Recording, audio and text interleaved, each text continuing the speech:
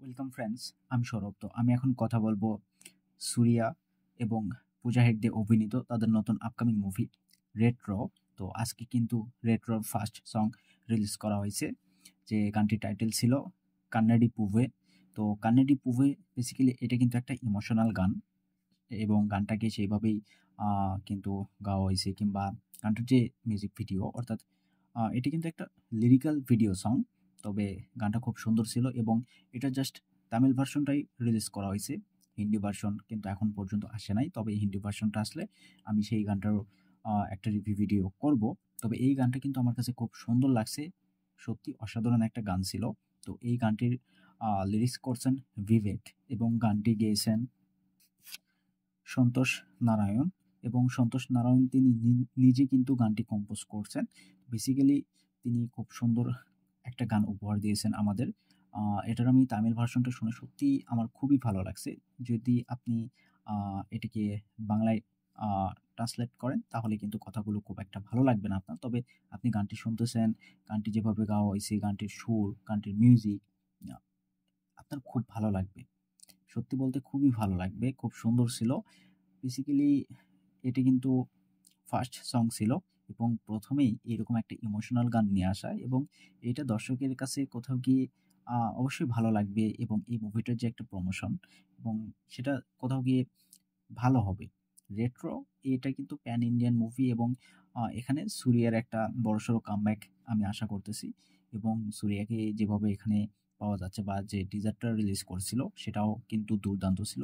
Basically ওইভাবে কোনো teaser আসলে ডিজাইন করা হয় না। তো বেসিক্যালি টিজারটা খুব সুন্দর ছিল। আজকে যেহেতু গানটা নিয়ে কথা বলতেছি তো গানটাকে নিয়েই কথা হবে।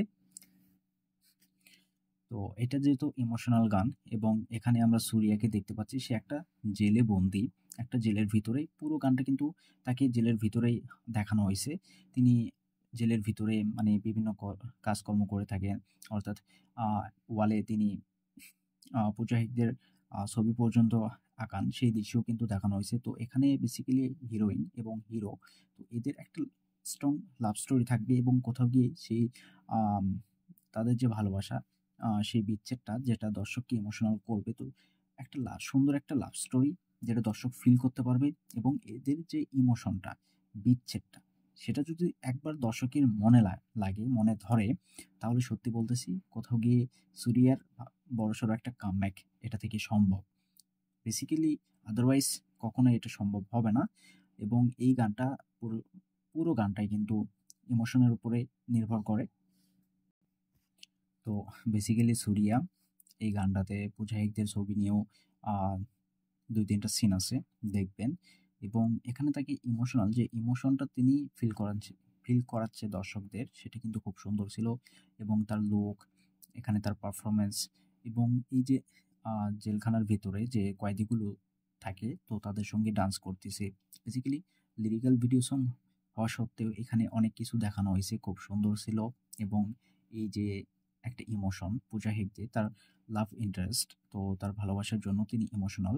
তো এই জিনিসটা কোথাও গিয়ে দর্শকের ভালো লাগবে এবং মুভির যে জায়গায় গানটা আসবে দর্শক এনজয় করবে।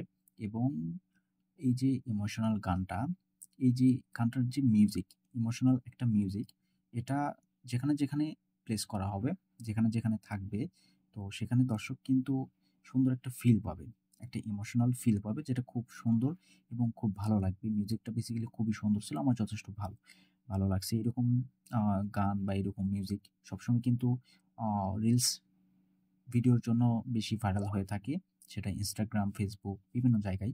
তো বেসিক্যালি গানটা খুব সুন্দর ছিল। আর এই গানটা আপনাদের কেমন লাগছে সেটা অবশ্যই কমেন্টে জানাবেন। ভিডিও ভালো লাগলে একটা লাইক করবেন, শেয়ার করবেন, আর এই চ্যানেলটা সাবস্ক্রাইব করে রাখবেন। ধন্যবাদ।